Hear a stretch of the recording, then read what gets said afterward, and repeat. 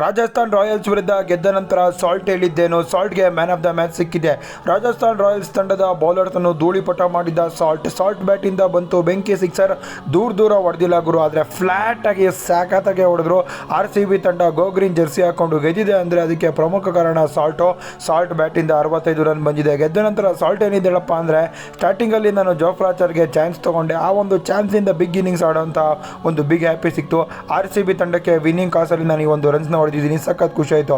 RCB ತಂಡ ಒಳ್ಳೆಯ ಪ್ರದರ್ಶನ ಕೊಟ್ಟಿದೆ ಈ ಒಂದು IPL. ನನ್ನ ಕಡೆಯಿಂದ ಸಾಥ್ ಇದ್ದೇ ಇದೆ.